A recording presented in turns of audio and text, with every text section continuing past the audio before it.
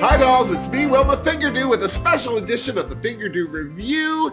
This is my Meet the Queens review. I don't know. I'm just having a reaction to the cast. Now, I'm doing this without a script. I have to say, I have not really paid attention to who's in the cast and who isn't. I kind of have some ideas as to who will be there. I know one person in particular will be there, but short of that, I'm really not, I have no preconceived thoughts or notions. I am just going to give you my opinion of the queens and how I think they'll do up against Canada's best, I hope. Let's find out. All right.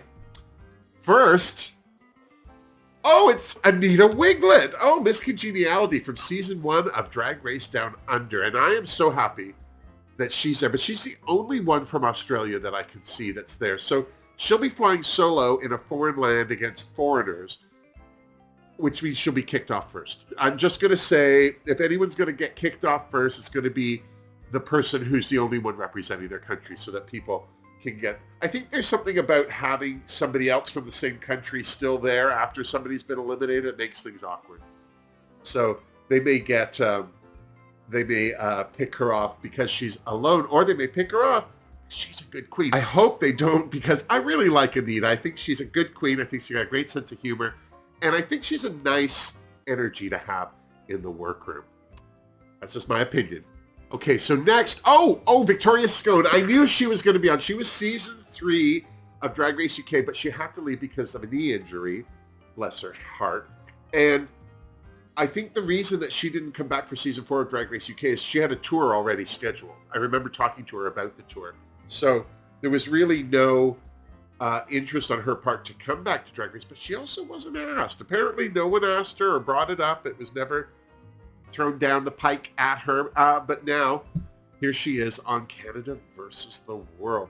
I like Victoria. I'm hoping that she stays a long time. If not, I don't know if she's capable of winning, and I'm not saying that she doesn't have the skills. I just, up against some of these other queens, I'm hoping that she can win it, and if not, I hope that she's at least makes it to the finale, because I really would like to see more of her drag. I follow her on Instagram. She's incredibly fabulous.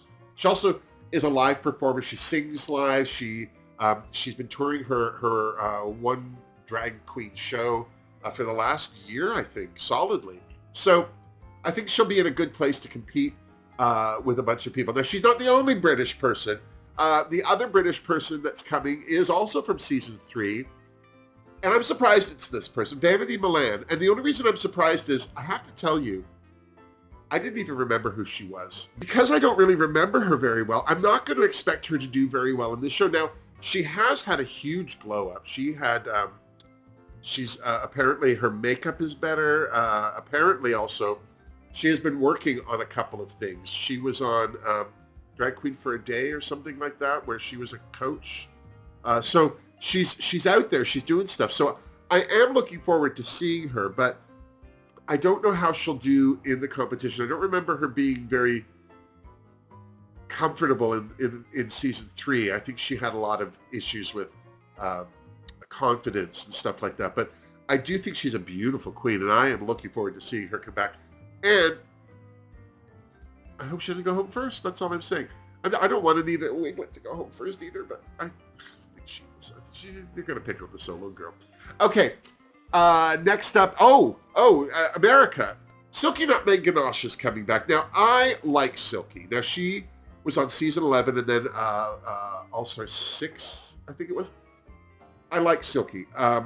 Was she annoying on season 11? Absolutely. Did she redeem herself for All-Star 6? Absolutely. I have to say it hurt my heart a little to see her in All-Stars clearly taken down a peg or two, because I don't think she's a bad queen. I don't think she's got a bad bone in her body. I just think that she's annoying. And that's the worst, I think, is just when you're naturally annoying. I know I was annoying growing up, or my mother just didn't like me. One of those two things. So my heart goes out to Silky. I think she's got the skill set to win. I'm going to predict that if she's not a winner, she's in the top 3 for sure, Silky, because I think a lot of people underestimate her, and I think particularly, I think because she was made fun of so much, or diminished, I think, on social media, I think people don't look at her as a viable threat. So I hope that's not the case. I hope that she shows them all how it's done, and I know I'll be rooting for Ms. Ganache. Yum, yum. Get me some. All right, she's not coming alone. One of my favorite queens, and I'm not kidding, Raja O'Hara. I have to tell you, on her season, she was such a pill.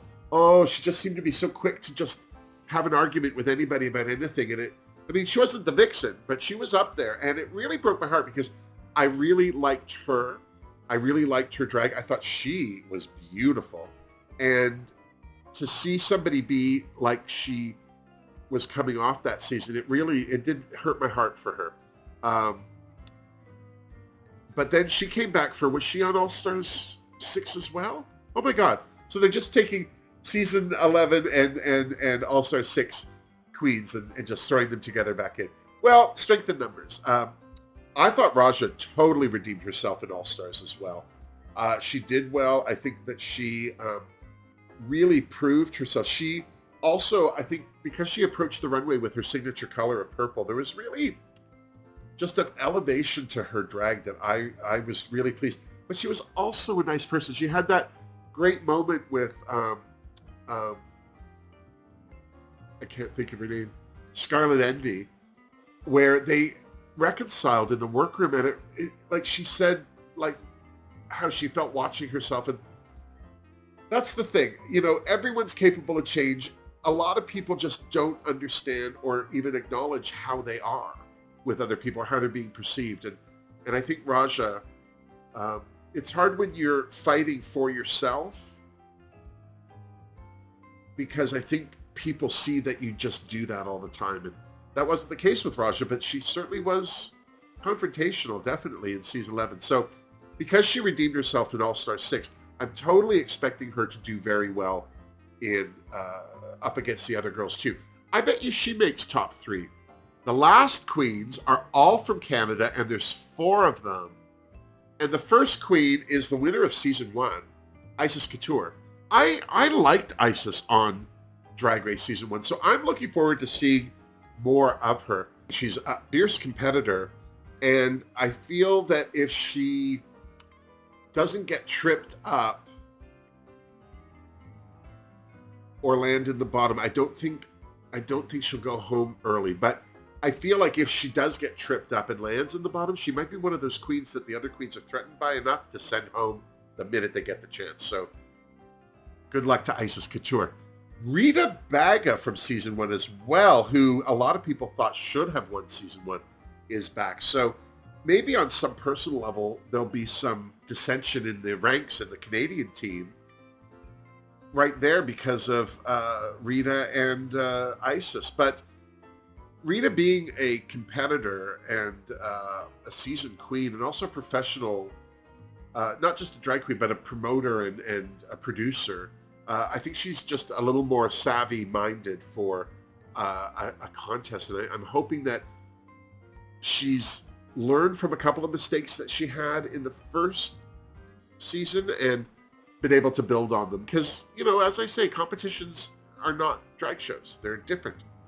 The only thing I'm worried about, and I haven't read anything, I haven't seen anything, but I'm hearing people talk about Rita Vega in the past performing in blackface. And I'm not saying she didn't. I'm not trying to defend people I don't know, but I'm hoping that it's not true. And, if it is true, there's no real explanation for something like that. You can't say, oh, well, the only thing you can say is I was young and stupid and I can't apologize enough. And the fact that we never heard anything about this for season 1 of Canada's Drag Race makes me feel like it happened a long time ago, and it's something that even Rita's kind of long forgotten because she's not that person anymore. That's the spin I'm putting on it, but it'll be interesting to see how it affects everybody. I'm hoping not. I would like to see Rita Vega win because I felt she should have won season 1. Not that Icesis didn't do a good job and deserve to win. I just really thought that Rita would. So Fingerdoo's crossed for Ms. Vega. Oh, Kendall Jenner from season 2. She did all right at the end of season 2. She was the last of the Vancouver girls to make it. I think she was in the finale, but I wasn't impressed by her. So I'm looking forward to seeing if she's more impressive or what. But I don't know. I felt like she did better when she wasn't surrounded by those other queens from Vancouver, like where she was just herself. So hopefully that'll be the case with All Stars. And she lasts at least to top 4. I don't see Kendall doing that well, though. And the only reason is because I don't think she's that solid a queen compared to the other ones. I mean, the fact that Silky and Raja are on, like, I would be worried. I would be worried because, like, just like Mo Hart did on UK versus the World, like, there's just a savvy that some of those American queens have that really translates into drag, especially on the competition level, so beautifully. So, I don't know. I'd be worried for everyone, but I'm hoping the Canadians all kind of pull it together and hold their own, and nobody gets sent home. I really think they're going to pick on Icesis. I really do. Oh, I'm so excited. Okay, so we're ending on a high note. So the last member of the Canadian team is Stephanie Prince. She was on season 2 as well, and I loved her. She had an opinion. She wasn't shy about sharing her opinion. There was something about Stephanie Prince that I like, because when she went off in the confessionals about things, it wasn't just emotional and angry at somebody. Like, she had points to make. She had insight and opinions that were viable and in my opinion, worthy of a strong competitor. So I'm so sorry that she got kicked off when she did. I felt that Canada's Drag Race season 2 wasn't as good after she left. There was just something delicious about her. And I hope that she can last till top 4 or the finale, because she's just a delight. I think she makes good TV. I think she's fun. But I don't know. I don't know what she's been up to, what she's been doing with her drag. But I have seen some stuff recently because she's promoting Canada versus the World. And I am really excited for her. I think that she's just one of those queens. I love her energy. I love her personality. I love her drag. She's opinionated and judgmental, but in the most entertaining and fun way possible. So yeah, I'm excited for her to be back. So there you go. There it is. How many queens is that? That's 4, 6, 8, 9. There's only 9 queens? That seems very... Well, it'll be a short season anyway. So, there you go. That's my opinion of the cast of Canada versus the World. It's only 9 queens. It makes for a short season, which I'm not complaining about. I really do feel that the standouts that will be left at the end of the race will be Raja O'Hara, Silky Nutmeg Ganache, and...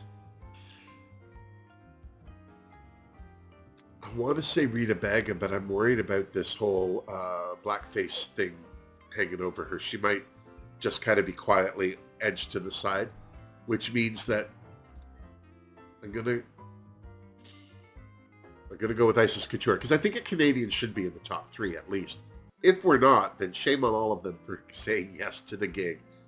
What do you think? Let me know down in the comments below if you have the same thoughts I do, or maybe you have different winners picked. Either way, I answer all comments, so don't be shy. Also, please give this video a thumbs up if you enjoyed it, and subscribe to my channel if you haven't.